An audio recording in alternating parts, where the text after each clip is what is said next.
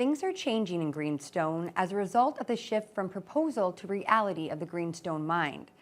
With that comes new businesses that are beginning to sprout in anticipation of this new era, including one that has put a focus on the sport of airsoft. Adam Riley has the details.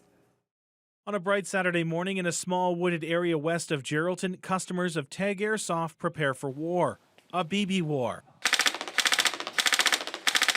This is the sport of airsoft where individuals or teams of players shoot little plastic pellets at each other in a variety of game modes. Shane LaRose started the field 3 years ago and offered it up to friends who needed a place to play, but shifted it towards a business platform earlier this year after realizing the potential for new players coming to the area with the construction and startup of the new Greenstone mine. I started airsoft about 7 years ago, and it reduced my stress, so I wanted to help reduce other people's stress. There's not much to do here in terms of outdoor activities other than fishing and hunting, which you have to organize on yourself. There's no real programs here. There's not a whole lot. The player base of the field extends beyond the Greenstone area, with a variety of player experience levels from first-timer rookies to battle-hardened veterans who at times go to great lengths to look the part, including Nikolai Valente, who plays at the fields in the Thunder Bay area.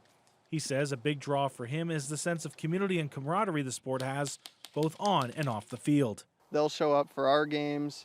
It only makes sense for us to come here too.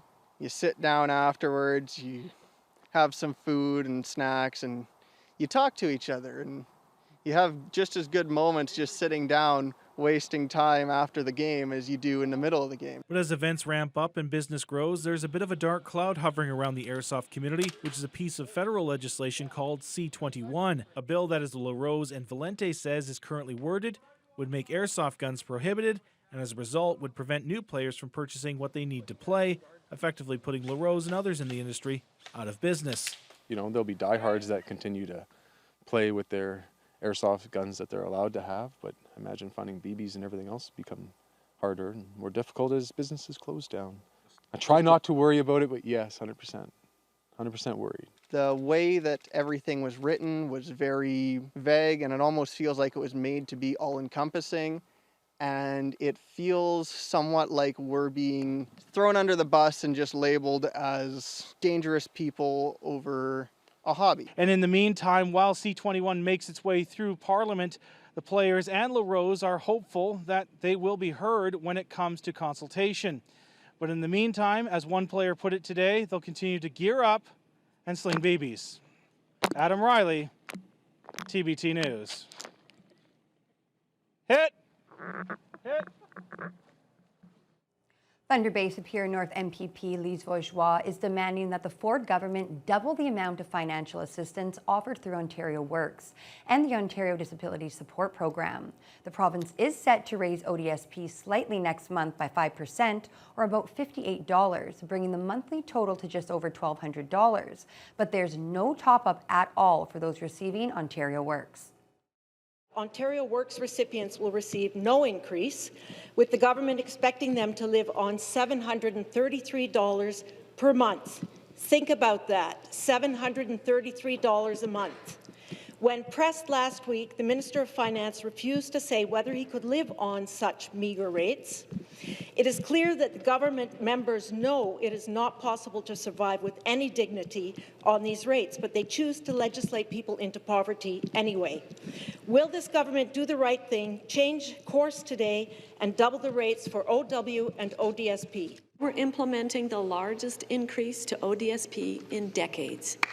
Ontario is one of the only province aligning ODSP payments to inflation.